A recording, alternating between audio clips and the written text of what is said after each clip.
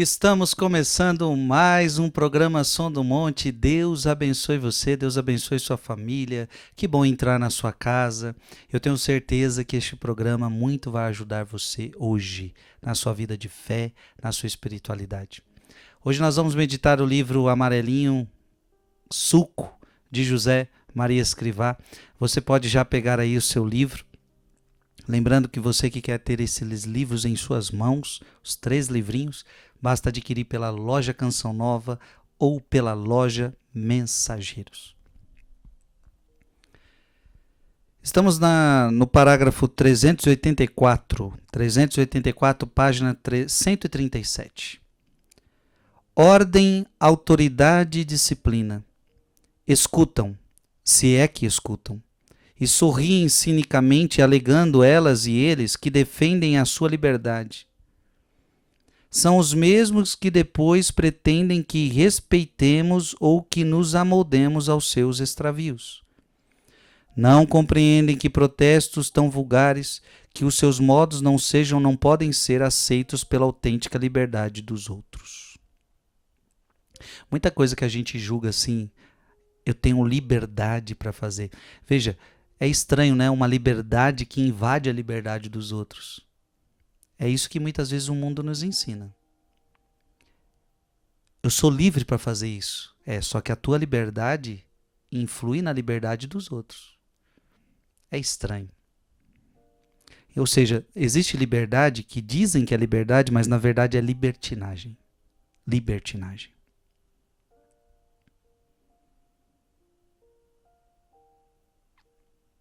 (385) Os que dirigem tarefas espirituais têm de interessar-se por tudo que é humano, para elevá-lo à ordem sobrenatural e divinizá-lo. Se não se pode divinizar, não te enganes, não é humano, é animalesco, impróprio da criatura racional. 386. Autoridade não consiste em que o de cima grite ao inferior e este ao de mais abaixo. Com este critério, caricatura da autoridade, além de evidente falta de caridade e de correção humana. Só se consegue que quem governa se vá afastando dos governados, porque não os serve, no melhor dos casos, usa-os. Então, olha que interessante, né? Governar alguém, estar à frente de alguém, não é gritar com essa pessoa. Então você não está à frente de alguém para gritar com ela. E quando tem essa postura, só há afastamento, né? Então é preciso entender que o líder, ele é líder não para gritar com o outro. Ele é líder não para fazer do outro seu escravo. Ele é líder para servir. Olha, abra a sua Bíblia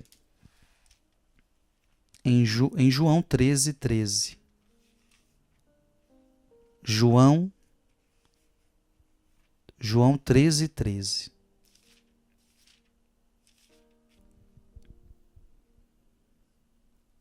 Vós me chamais mestre e senhor e dizeis bem, porque eu o sou. Logo, se eu, vosso senhor e mestre, vos lavei os pés, também vós deveis lavar os pés uns dos outros. Dei-vos o exemplo para que, como eu fiz, assim façais também vós. Então, olha aí. Ele é o líder. Jesus era o líder. E ele lavou os pés. Mostrando que o verdadeiro líder não é aquele que manda e todo mundo obedece no sentido de grita, é o sol que dá ordens. Não, pelo contrário, o líder é aquele que serve. Isso é muito importante, muito importante.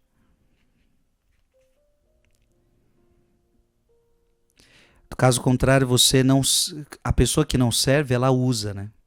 Então você vai ter subordinados a você que você usa deles. Você abusa deles, podíamos até dizer assim. 387. Não sejas tu desses que, trazendo desgovernada a sua própria casa, tenham intrometer-se no governo da casa dos outros. Tem gente que não dá conta nem de cuidar da sua casa e quer cuidar da casa dos outros.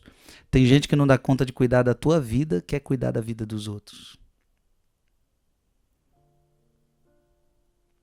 388. Mas pensas de verdade que sabes tudo, porque foste constituído em autoridade? Escuta-me bem. O bom governante sabe que pode, que deve aprender dos outros. Então não é porque você está à frente de um povo que você sabe tudo. Não é porque eu sou padre que eu sei tudo. Não é porque você é o pai e você sabe tudo que os seus filhos não sabem. Tem coisas que seu filho sabe mais que você. Tem coisas que os meus filhos, as minhas ovelhas, sabem mais do que eu. Então não é porque eu estou na autoridade. Veja, gente, estar na autoridade é um serviço. Hoje é você, amanhã pode ser outro. Hoje é aquele governante, amanhã pode ser outro. Hoje é aquele pároco, amanhã vai ser outro. Então é um serviço. Estar lá não significa que você é o melhor. Não. Então ele sempre tem que estar disposto a aprender com os outros. Sempre. A verdadeira autoridade está disposta a aprender. 389. Liberdade de consciência, não.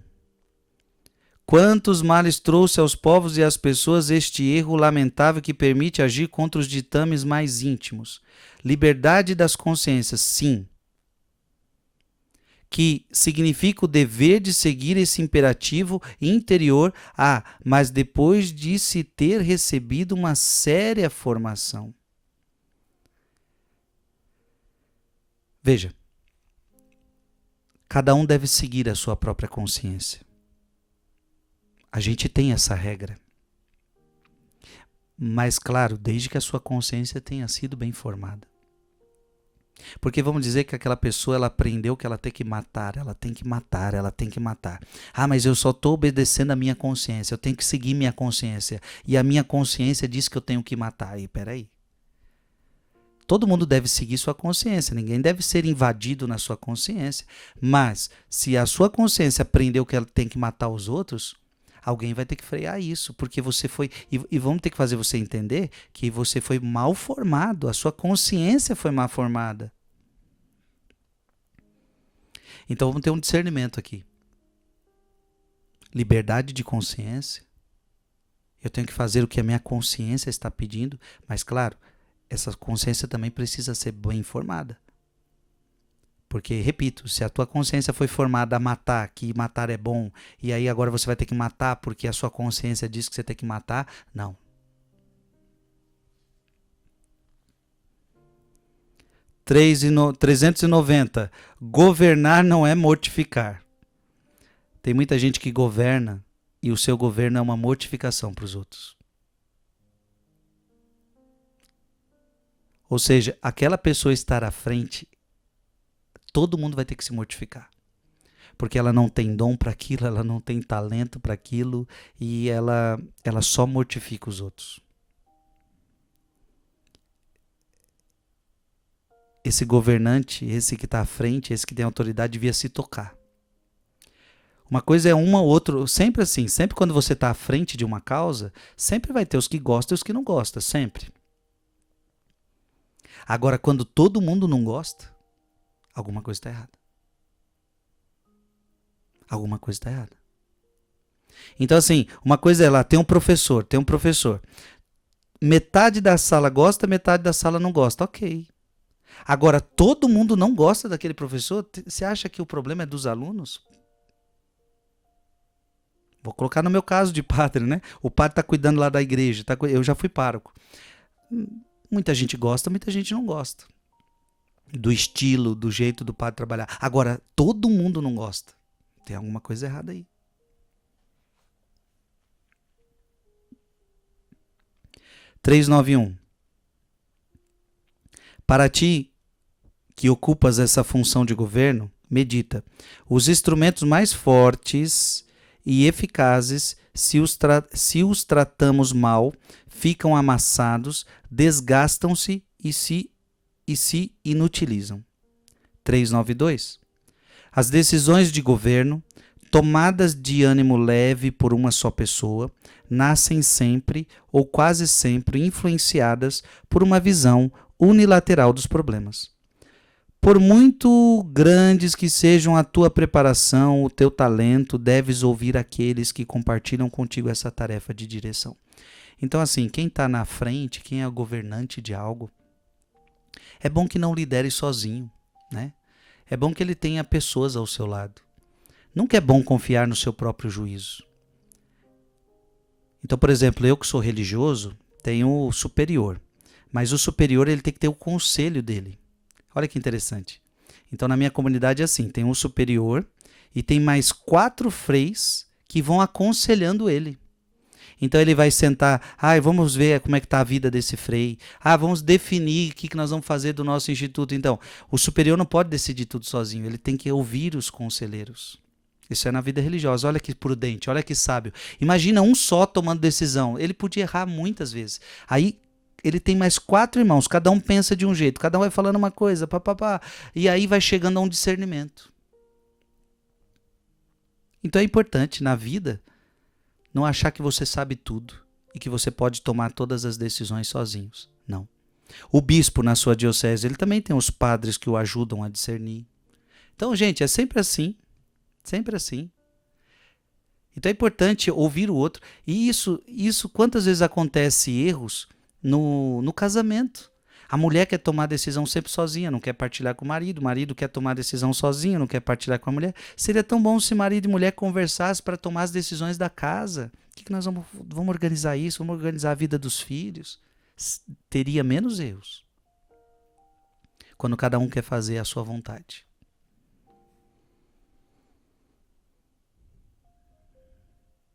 (393) Nunca desouvido a delação anônima. É o procedimento da gente vil. Isso aqui é muito importante, né? Tem pessoas que fazem denúncias.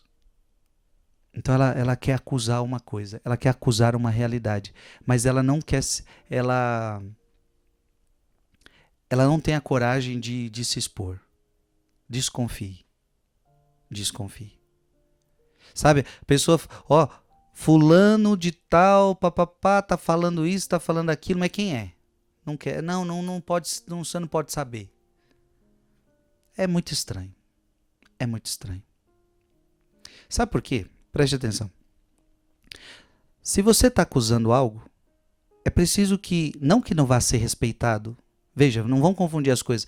Não é que, mas ela não quer falar quem ela é, porque ela não quer que os outros, ela quer ficar, ela não quer se expor a essa realidade. Não, mas espera aí, quando você acusa, não é para se expor, ninguém vai te expor. A questão é o seguinte, eu preciso fazer perguntas para você. Não, porque tal fulano tá fazendo isso, tá fazendo aquilo. Então, aí eu vou chamar você, mas você viu? Aí você vai começar, aí a pessoa começa a dizer, não vi. Não, mas de onde você tirou? Não, é porque eu suponho, porque ela está estranha. Não, então, você está supondo, você não tem prova. Então como é que você levanta uma calúnia? Você entendeu, gente? Como é que eu vou acreditar numa denúncia anônima? De uma pessoa que não quer se expor. Ou seja, quem me garante que esse anônimo não é um mentiroso? Então é complicado. Então, José Maria Escrivá está dando um grande conselho, nunca desolvida a delação anônima. É o procedimento da gente vil. Então, é o procedimento, muitas vezes, de quem quer causar confusão. Então, por exemplo, às vezes eu escuto, né? Por exemplo, os bispos, chegam muitas denúncias para os bispos, chega denúncia das paróquias, chega denúncia para os padres, chega um monte de coisa. Mas os bispos falam, eu já vi alguns bispos falando, quando chega denúncia anônima, a gente nem... como é que você vai resolver isso? Você não tem como perguntar para a pessoa, você vai simplesmente acreditar no e-mail que a pessoa mandou? Ela manda um e-mail descascando aquele coordenador. Ela manda um e-mail descascando aquele padre. Mas ela não se revela, ninguém sabe quem é. Como é que você vai perguntar alguma coisa? Então, geralmente, quando é verdade, a pessoa vai chamar o bispo, vai chamar alguém, vai falar, olha, eu tenho algo sério a falar, eu gostaria que o senhor respeitasse, que o que eu vou falar aqui fique só entre nós, eu não gostaria que o senhor me expusesse. Ok. Mas está dando a cara a tapa, eu vi, eu tenho prova. É isso. Então toma cuidado com gente que denúncia anônima, que só quer causar confusão. Pode ser verdade? Pode. Mas também pode ser mentira. 394. Um critério de bom governo. É preciso tomar o material humano tal como é e ajudá-lo a melhorar sem nunca desprezá-lo. O bom governante é esse. Não importa quem ele governa, ele vai melhorar essa pessoa. O bom governante não é aquele que despreza os ruins e quer só estar com os bons. Então vamos demitir todo mundo que é ruim, vamos demitir, eu só quero os melhores, eu só quero os melhores. Não, o bom governante é aquele que pega os piores e os eleva. E os eleva. E aqueles que são bons, faz deles serem humildes. 395. Acho muito bem que procures diariamente aumentar essa profunda preocupação pelos que dependem de ti. Porque sentir-se rodeado e protegido pela compreensão afetuosa do superior pode ser o remédio eficaz de que necessitem as pessoas a quem tens de servir com o teu governo. 396. Que pena dão alguns investidos em autoridade quando julgam e falam com ligeireza, sem estudar o assunto, com afirmações categóricas sobre pessoas ou questões que desconhecem e até com prevenções que dão fruto da deslealdade. Então é triste quando a autoridade ela fala sem saber, ela não sabe de nada e já começa a emitir opinião sobre a vida do outro que está subordinado a ela. É triste. 397. Se a autoridade se converte em autoritarismo ditatorial e essa situação se prolonga no tempo, perde-se a continuidade histórica. Morrem ou envelhecem os homens de governo. Chegam à idade madura pessoas sem experiência de direção e a juventude inexperiente e excitada quer tomar as rédeas. Quantos males e quantas ofensas a Deus, próprias e alheias, recaem sobre os que usam de tal mal da autoridade. 398. Quando quem manda é negativo e desconfiado, facilmente cai na tirania. 399. Procura ser retamente objetivo no teu trabalho de governo. Evita essa inclinação dos que tendem a ver sobretudo. E às vezes somente o que não funciona, os erros. Tem gente que só quer ver os erros. É muito ruim então se a autoridade só fica vendo o que não deu certo. É preciso que a autoridade perceba também que muita coisa está dando certo. Enche-te de alegria na certeza de que o Senhor concedeu a todos a capacidade de se fazerem santos, precisamente na luta contra os seus defeitos. 400. A ânsia de novidade pode levar ao desgoverno. São precisos novos regulamentos, dizes. Achas mesmo que o corpo humano melhoraria com outro sistema nervoso ou arterial? 401. Que empenho de alguns em massificar. Convertem a unidade em uniformidade amorfa, afogando a liberdade. Parece que ignoram a impressionante unidade do corpo humano, com tão divina diferenciação de membros que, cada um com a sua função própria, contribuem para a saúde geral. Deus não quis que todos fôssemos iguais, nem que caminhássemos todos no mesmo modo pelo único caminho. Olha que interessante isso, né? Deus não quis que todos fôssemos iguais, nem que caminhássemos todos no mesmo modo, pelo único caminho. Somos diferentes. As autoridades têm que entender isto. Gente, o programa hoje está bom demais. Alguns momentos eu paro para explicar, outros momentos eu leio mais, mas cada conselho vai entrando no nosso coração. Um breve intervalo e nós já retornamos. Estamos de volta ao programa Som do Monte. Estamos meditando livro Suco de José Maria Escrivá. Estamos na página 141, no parágrafo 402.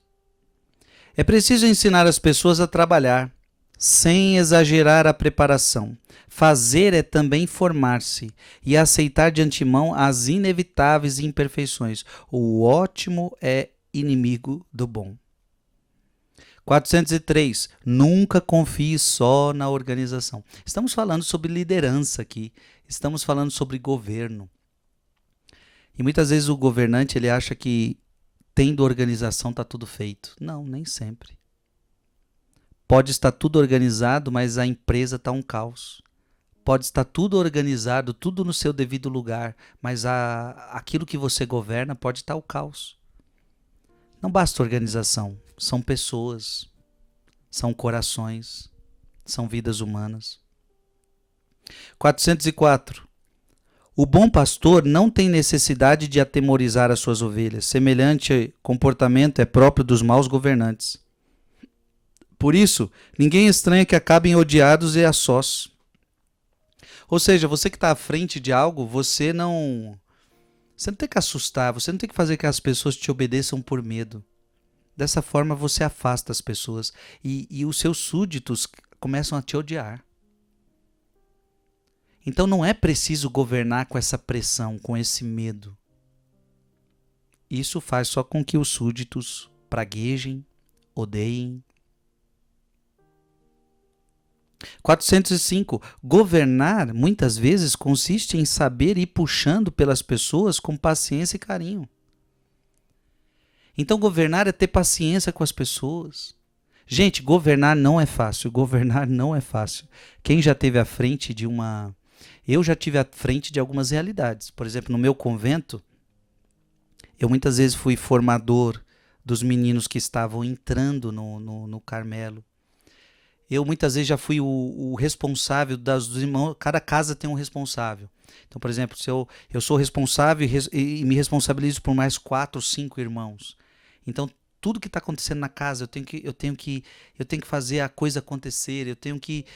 Eu estou na liderança, na frente disso. Não é fácil, não. Não é fácil, não. Não é fácil, não. Então tem um que você tem que puxar daqui, outro você tem que puxar dali, tem que ter paciência com esse, paciência com aquele. Nada diferente de liderar sua casa, liderar os seus filhos. Não é fácil, não. Não é fácil para um padre liderar uma paróquia.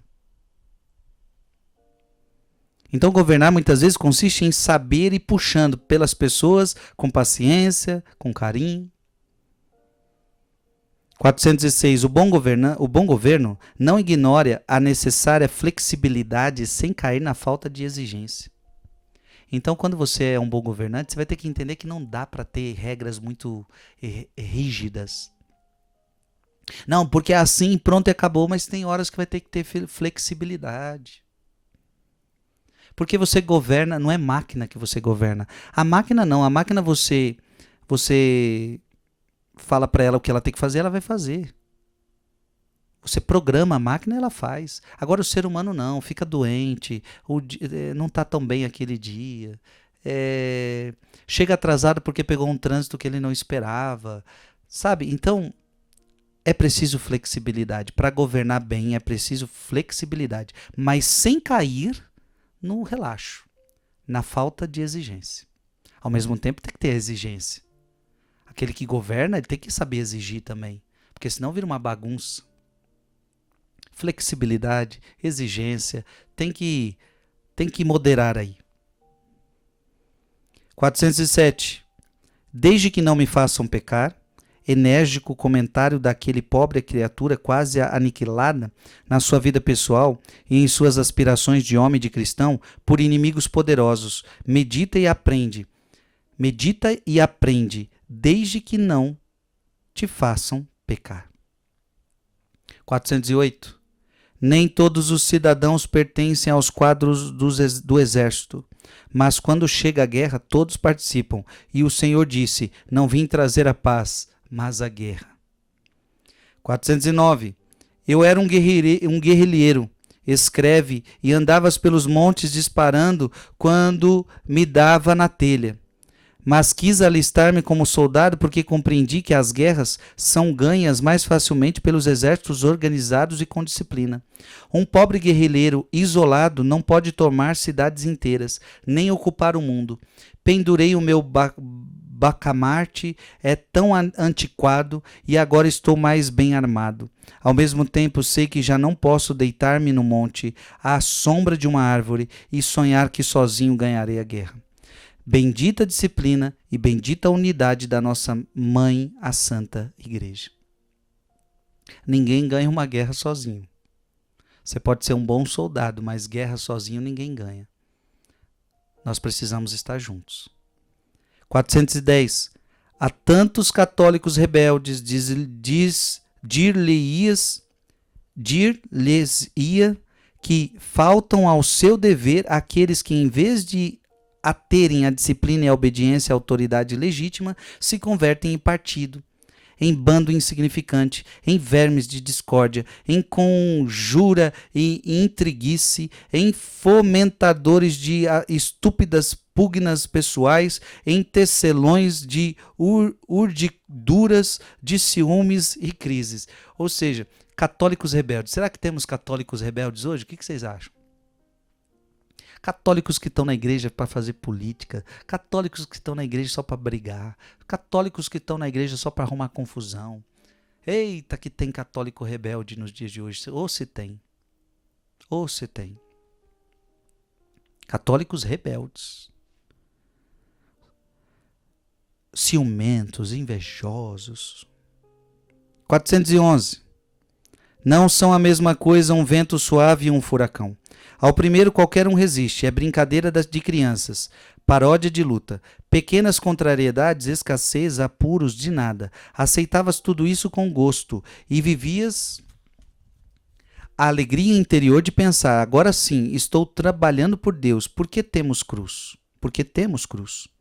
Mas, meu pobre filho, chegou o furacão e sentes em um sacudir, um fustigar que arrancaria árvores centenárias. Isso, por dentro e por fora, confia, nada disso poderá arrancar a tua fé, o teu amor, nem tirar-te o teu caminho. Se tu não te afastas da cabeça, se sentes a unidade. Olha que importante. É importante estar sempre unido aos irmãos. É preciso estar sempre unido à cabeça, à autoridade, para quando chegar as grandes tempestades, você não ser destruído. Juntos nós somos mais fortes. Unidos à nossa autoridade, nós somos mais fortes. 412. Com que facilidade deixas de cumprir o plano de vida? Ou fazes as coisas pior do que se as omitisses? É assim que queres enamorar-te cada vez mais do teu caminho para depois contagiar os outros com esse amor? 413. Não ambiciones senão um único direito, o de cumprir o teu dever. 414. Dizes que a carga é pesada? Não, 1000 vezes não. Essas obrigações que aceitaste livremente são asas que te levam por sobre o lado vil das paixões. Porventura os pássaros sentem o peso das suas asas? Cortas, colocas no prato de uma balança, pesam, mas pode a ave voar se lhe as arrancam? Precisa dessas asas assim, e não nota o seu peso, porque a elevam acima do nível das outras criaturas. Também as tuas asas pesam, mas se te faltasse, cairias no mais sujos lodaçais. 415. Maria guardava todas essas coisas no seu coração. Quando está de permeio o amor limpo e sincero, a disciplina não representa um peso, ainda que custe, porque une ao amado. Nós não podemos encarar o nosso dever como um peso. Nós não podemos encarar a vida de Cristo como um peso. Nós não podemos encarar os mandamentos de Deus como um peso, porque senão, gente, a vida fica pesada. Abra sua Bíblia em Mateus capítulo 11. Mateus capítulo 11, versículo 26. Ou melhor, versículo 28 a 29. Mateus 11, 28 a 30. Vinde a mim, vós todos que estáis aflitos sob o fardo, e eu vos aliviarei. Tomai meu jugo sobre vós e aprendei e recebei minha doutrina, porque eu sou manso e humilde de coração, e achareis repouso para as vossas almas. Porque meu jugo é suave, e o meu fardo, e o meu peso é leve. É assim. O fardo de Cristo é suave. Mas claro, se eu sei carregá-lo, se eu amo esse fardo. Vamos para o próximo capítulo, personalidade. 416. O Senhor necessita de almas fortes e audazes, que não pactuem com a mediocridade e penetrem com passo firme em todos os ambientes. 417. Sereno e equilibrado de caráter, vontade inflexível, fé profunda e piedade ardente, características imprescindíveis de um filho de Deus. Olha que bonito. Você tem que ser sereno, equilibrado de caráter. Vontade inflexível, fé profunda, piedade ardente. 418. O Senhor pode tirar das próprias pedras filhos de Abraão, mas temos de procurar que a pedra não seja quebradiça. De um rochedo sólido, ainda que seja informe, pode lavrar-se mais facilmente uma esplêndida pedra de cantária. 419. O apóstolo não deve nivelar-se pela rasoura de uma criatura medíocre. Deus o chama para que atue como portador de humanidade e transmissor de uma novidade eterna. Por isso, o apóstolo precisa ser uma alma longamente, pacientemente, heroicamente formada. 420. Todos os dias descubro coisas novas em mim, dizes, e respondo-te, agora começas a conhecer-te. Quando se ama deveras, sempre se encontram detalhes para amar ainda mais. 421. Seria lamentável que alguém concluísse, ao ver atuar os católicos na vida social, que se mexem com acanhamento e capatiz diminuídos. Não se pode esquecer que o nosso mestre era e é perfeito homem. 422. Se o Senhor te deu uma boa qualidade ou uma habilidade, não é apenas para que nela te deleites ou para que te pavoneis, mas para que a desenvolvas com caridade, serviço do próximo. E quando encontrarás melhor ocasião de servir do que agora, ao conviveres com tantas almas que compartilham o teu mesmo ideal? 423. Ante a pressão e o impacto de um mundo materializado, hedonista, sem fé, como é possível exigir e justificar a liberdade de não pensar como eles, de não agir como eles? Um filho de Deus não tem necessidade de pedir essa liberdade, porque Cristo já nola ganhou de uma vez para sempre, mas deve defendê-la e demonstrá-la em qualquer ambiente. Só assim é que eles entenderão que a nossa liberdade não está aferrolhada pelo ambiente. 424. Teus parentes, teus colegas, teus amigos vão notando a mudança e reparam que não é uma transição momentânea, já que não és o mesmo. Não te preocupes, continue em frente. Cumpre-se, agora é Cristo que vive em ti. Ai, que bonito quando os teus parentes, que bonito quando os teus colegas, que bonito quando os teus amigos começam a ver a tua mudança. Continua. Sua mudança para melhor. Continua. É tão bonita essa fase. Sabe, você era tão mundano. De repente você se encontra com Cristo, você quer ser de Deus, você quer ler a palavra, você quer conhecer as coisas de Deus e você começa a mudar. E aí o que acontece? É natural, todo mundo vai perceber. Todo mundo começa a perceber que você mudou. E eles reparam. Que bom que estão vendo, porque agora já não é você que vive, é Cristo que vive em ti. 425. Deves estimar os que sabem dizer-te não. Agradeça as pessoas que te dizem não. Aquele que te ama nem sempre vai te dizer sim. Preste atenção. A pessoa que mais te ama, ela sempre vai te dizer não. Ela não vai ter medo de te dizer não. Ela vai dizer sim, vai, mas ela vai também dizer não. Deus nos ama tanto que Ele nos disse vários não. Não pecar contra a castidade. Não matarás. Não adulterarás. Não roubarás. Você entende? Esse não é amor. Esse não é querendo te livrar de um pecado. Esse não é querendo te livrar de coisas ruins para você. Quem ama diz não. Quem ama diz não. Se só diz sim, alguma coisa está errada. Não é amor.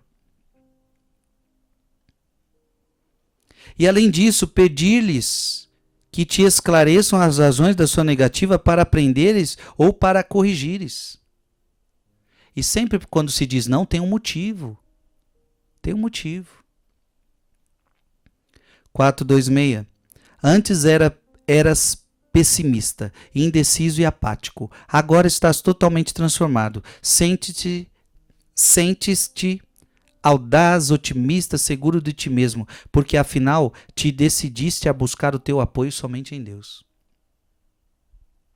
427.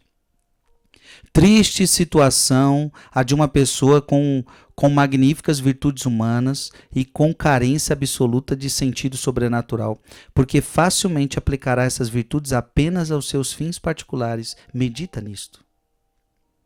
428. Para ti que desejas adquirir uma mentalidade católica, universal, transcreva algumas características. Amplidão de horizontes e um aprofundamento enérgico naquilo que é permanentemente vivo na ortodoxia católica. Empenho reto e sadio, nunca frivolidade, em renovar as doutrinas típicas do pensamento tradicional na filosofia e na interpretação da história. Uma cuidadosa atenção às orientações da ciência e do pensamento contemporâneos. E uma atitude positiva e aberta ante a transformação atual das estruturas sociais e das formas de vida. 429. Tens que aprender a dissentir dos outros quando for preciso, com caridade, sem te tornares antipático. Eu tenho explicado para você que alguns programas eu vou ler bastante, tá? Eu tenho explicado, já tenho explicado em alguns programas, que se eu continuasse como eu estava antes, cada parágrafo eu meditar, nós terminaríamos isso somente em 10 anos. Eu já estou em 3 anos com esses livros. Então, a ideia agora é a gente correr um pouquinho mais. Então eu peço a paciência de vocês, às vezes nós vamos ler e eu vou parando no meio do caminho quando eu sentir necessidade. Mas há programas que eu vou, tipo hoje, eu já li bastante coisa já. Mas, gente, até lendo, né? A gente vai entendendo e esses conselhos vão entrando no nosso coração. Então eu só te peço essa paciência. A partir de agora, eu vou lendo bastante e vou parando em alguns, não vou parar em todos, tá certo?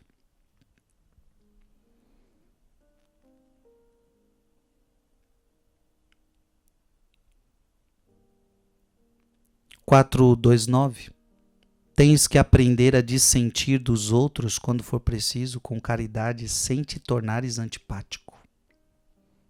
430. Com a graça de Deus e boa formação, podes fazer-te entender no ambiente dos mais simples. Eles dificilmente te seguirão se te falar dom de línguas, capacidade e esforço para chegar às suas inteligências. 431. Cortesia sempre com todos, mas especialmente com os que se apresentam como adversários. Tu não tenhas inimigos. Quando procuras tirá-los do seu erro. Olha que bonito, cortesia com todo mundo e também com seus inimigos. Cortesia. 432. Não é verdade que te causou compaixão um menino mimado? Pois então, não te trates tão bem a ti mesmo. Não compreendes que vais tornar-te molenga? Além disso, não sabes que as flores de melhor aroma são as silvestres, as que estão expostas à intempérie e à estiagem? Mimar demais a outra pessoa não é bom. Mimar demais uma pessoa não é bom. E você ficar mimando a você mesmo também não é bom. Ô menino mimado, ô menina mimada, isso é ruim. Isso estraga a pessoa. Pais que mimam muitos filhos estragam os filhos. Só que você pode se mimar demais, você pode se paparicar demais, e isso estraga você. Estraga você. Fica muito dodói na vida, tudo machuca. Fica. É ruim, é ruim. 433. Esse vai longe, dizem, esse vai longe, dizem, e assusta a sua futura responsabilidade. Ninguém lhe conhece uma atividade desinteressada, nem uma frase oportuna, nem um escrito fecundo. É homem de vida negativa, dá sempre a impressão de estar submerso em profundas congeminações, embora se saiba que nunca cultivou ideias que façam pensar, tem no rosto e nas maneiras a sissudez da mula, e isso lhe dá fama de prudente. Esse vai muito longe, mas pergunto-me, por quê? Que poderá ensinar aos outros como e quem o servirá se não o ajudamos a mudar? 434. O pedante interpreta com ignorância a simplicidade e a humildade do douto. 435. Não sejas desses que, quando recebem uma ordem, logo pensam na maneira de modificá-la. Dir-se-ia que tem demasiada personalidade e desunem ou desbaratam. 436. A experiência, o saber tanto do mundo, o ler nas entrelinhas, a perspicácia excessiva, o espírito crítico, tudo isso que nas tuas relações e negócios te levou demasiado longe, ao ponto de tornar-se um pouco cínico, todo esse excessivo realismo, que é falta de espírito sobrenatural, invadiu até mesmo a tua vida interior. Por não seres simples, passaste a ser às vezes frio e cruel. 437. No fundo, és um bom rapaz, mas julgaste Maquiavel. Lembra-te de que no céu entra quem é um homem honrado e bom, não um intriguistinha maçante. Só de pensar que José Maria Escrivá dava esses conselhos para alguém, né? Então, cada situação que a pessoa estava vivendo, ele dava um conselho. 438. É admirável esse teu bom humor, mas levar tudo na brincadeira, reconhece, significa passar dos limites. Olha que interessante, isso aqui é muito bom para muita gente. Ter bom humor é maravilhoso, mas tem gente que leva tudo na brincadeira. Aí cuidado, hein? Aí você já está passando dos limites. Então tem gente que zoa com tudo, brinca com tudo. Opa, peraí, tem que ter limite. A realidade é bem outra, como te falta vontade para tomares as tuas coisas a sério, auto-justificaste gozando dos outros que são melhores do que tu. Então cuidado, porque quem não tem limite faz da vida uma brincadeira. 439. Não nego que sejas esperto, mas o arrebatamento desordenado leva-te a agir como um tolo. 440. Essa desigualdade do teu caráter, tens as teclas estragadas, das muito bem as notas altas e baixas, mas não soam as do meio, as da vida corrente, aquelas que habitualmente os outros escutam. 441. Para que aprendas, numa ocasião memorável, fiz notar aquele nobre varão douto e enérgico que, por defender uma causa santa que os bons impugnavam, arriscava e ia perder um alto posto no seu mundo. Com voz cheia de gravidade humana e sobrenatural que desprezava as honras da terra, respondeu-me: arrisco a alma. 442. O diamante lapida-se com diamante, e as almas com as almas. Olha que conselho bonito. Como é que você vai se lapidar? Como é que você vai melhorar na vida? Almas com almas. Ou seja, é o outro que te ajuda a melhorar. Último conselho de hoje, 443. Um grande sinal apareceu no céu, uma mulher com uma coroa de 12 estrelas sobre a cabeça, vestida do sol, a lua e a seus pés, para que tu e eu e todos tenhamos a certeza de que nada aperfeiçoa tanto a personalidade como a correspondência à graça. Procurai imitar a Santíssima Virgem e serás homem ou mulher de uma só peça. Amém. Deus abençoe, foi uma alegria estar com você. Nos encontramos na semana que vem, se Deus quiser. Que Deus te abençoe em nome do Pai, e do Filho, e do Espírito Santo. Amém.